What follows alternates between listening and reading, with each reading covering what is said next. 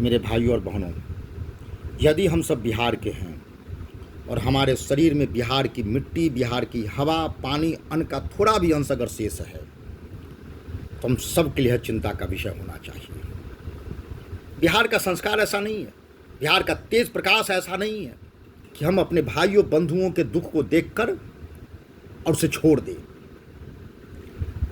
जो तस्वीरें हरियाणा, राजस्थान, गुजरात आदि स्थानों से आ रही हैं वह चिंताजनक है, वह दर्दनाक है।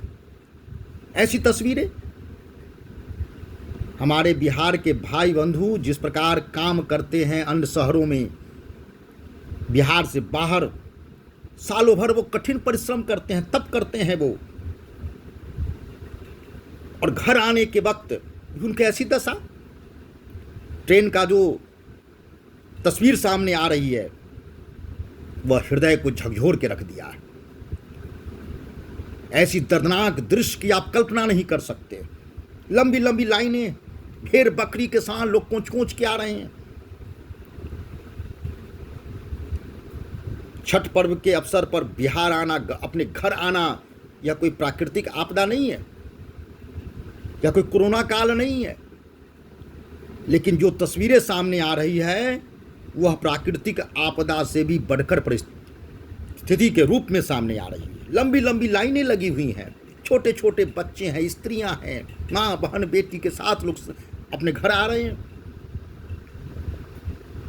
ऐसी परिस्थिति उत्पन्न क्यों हुई? क्या वर्तमान सरकार को इस बात का कोई आभास नहीं था? क्या वो कल्पना वो नहीं कर सकता था? क्या पूर्व अनुमानित वो नहीं था? ये एक साल की बात नहीं, हर वर्ष बिहार से बाहर जाने वाले लोग अपने घर आते हैं। फिर ऐसी परिस्थिति उत्पन्न क्यों हुई? आप सत्ता में हैं, यह आपका उत्तरदायित्व था, लेकिन आप असफल रहे। यह लोकतंत्र का स्वरूप नहीं हो सकता है। ट्रेन का सफर ऐसा लोकतंत्र का स्वरूप नहीं हो सकता है। आपसे पूछने वाला कोई नहीं है, और इसके लिए केवल सत्ताधारी को हम दोषारोपण करके हम मुक्त नहीं हो सकते। प्रतिपक्ष के नेता फुल पावर में है, वो आपके पास सत्ता नहीं है, ठीक है, लेकिन क्या केवल सत्ता न होने के कारण आप स्वयं को मुक्त कर ले? लोकतंत्र में सत्ता और प्रतिपक्ष दोनों एक साथ चलते हैं। आपकी चिंता होनी चाहिए, आपको आगाह करना चाहिए, लेकिन आप भी असफल रहें। हमारे बिहार के भाई बंधुओं के लिए जो समस्याएं उत्पन्न हुई हैं उसके लिए सत्ता और प्रतिपक्ष दोनों के नेताओं एक समान जिम्मेवार हैं। चुनाव का समय हम सबको चिंतन करना होगा। ये तो लोग साल भर कठिन परिश्रम करते हैं, घर आने के वक्त भी ऐसी दशा। उनके लिए क्या दुख, क्या गम, क्या छठ, क्या दीपावली, सब एक समान है। उनकी ओर चिंता करने वाला कोई नहीं। केवल वोट बैंक की राजनीति है, बस जात के नाम पर वोट, विकास विकास विकास। अगर आपने साल भर 25 साल से आपने विकास ही किया तो ऐसी दशा उत्पन्न क्यों हुई? आप अपने आप को समझते क्या हो? चाणक्य, इस पार्टी को तोड़ो, उस पार्टी को जोड़ो, सत्ता में केवल आ जाओ, बस। पुल सड़क के अलावा कुछ भी आपने नहीं किया। चिंतन करना होगा सबको। मैं अपने विद्यार्थी जीवन में था, कोई सत्ता हमारे पास नहीं था, कोई पावर मेरे पास नहीं था, लेकिन केवल एक चाह थी कि अपने गांव के लिए, पूरे गांव के लिए मैं बिजली की व्यवस्था करूं। और आज 16 वर्षों से मेरे गांव में लाइट है। केवल सत्ता पर दोषारोपण करके प्रतिपक्ष के नेता और बिहार के जनता अपने आप को मुक्त नहीं कर सकते। उनकी दशा के लिए आप एक बात याद रखिएगा कि बिहार से बाहर काम करने वाले इसी बिहार के मिट्टी के लाल हैं। उनके दर्द को अनदेखा करके, उनके दुख को अनदेखा करके आप सुख शांति से नहीं रह सकते हो। मैं समाज के सभी बुद्धिजीवी वर्ग से कहना चाहता हूं, आप किसी भी जात के हों, जात के नाम पर बिहार को खत्म करके छोड़ दिया। जाति के नाम पर वोट शर्माना चाहिए। स्थिति आपने ऐसा कर दिया कि राजतंत्र से भी भयावह स्थिति आपने लोकतंत्र का कर दिया है। मन मेरा आहत है, मन मेरा बहुत दुखी है। ऐसी परिस्थिति देखकर मेरा रूह कांप गया, मेरी आत्मा कांप गई। ट्रेन में बच्चे कोंच कोंच के आ रहे हैं, भूख से प्यास से कैसी दशा उनकी हो गई है। शर्माना चाहिए।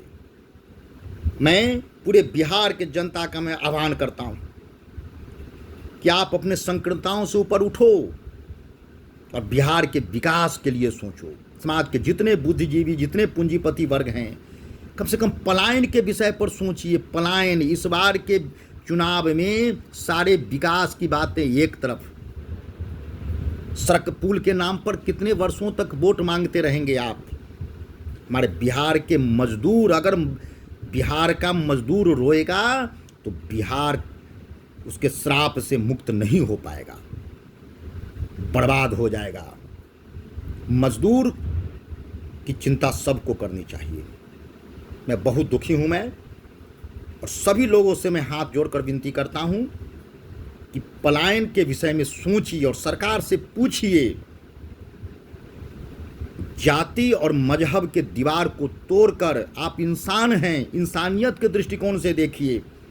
मोदी मोदी कहने से, नीतीश नीतीश कहने से, लालू लालू कहने से हमारा आपका कल्याण होने वाला नहीं है। सोचिए कब तक ये लोग आपका शोषण केवल करेंगे, दूसरा कुछ नहीं। अगर लोकतंत्र ऐसा है, लोकतंत्र का स्वरूप ऐसा है, तो इससे अच्छा तो राजतंत्र था। हमको ऐसा लोकतंत्र नहीं चाहिए, फालतू है ये। विचार कीजिए और इस बार का वोट, जब वोट देने जाए तो सोचिए एक बार अपनी आंखों के सामने बिहार, राजस्थान, हरियाणा, बम्बे, गुजरात आदि से आने वाले और उस स्थान पर काम करने वाले जो बिहार के जो आम लोग हैं, उनके बारे में सोचिए कि वो किस दशा में काम करते हैं। बिहार का विकास अगर होता तो हमारे बिहार के भाई बंधु अपने घर परिवार को छोड़कर और बाहर काम करने नहीं जाते। उनके दर्द को जरा सोचिए। बिहार का दर्द, बिहार के दर्द को एक बार अनुभव कीजिए। जब तक अनुभूति नहीं होगी, आपकी आत्मा पर उसका कोई असर होने वाला नहीं। सोचिए और बिहार के विकास के लिए जातिवाद के दीवार को तोड़कर और इस बार वोट कीजिए। केवल विकास नहीं, विकास तो मुद्दा है ही, लेकिन बिहारी का जो दर्द है उसको भी दिमाग में रखकर और तब इस बार वोट कीजिए। धन्यवाद।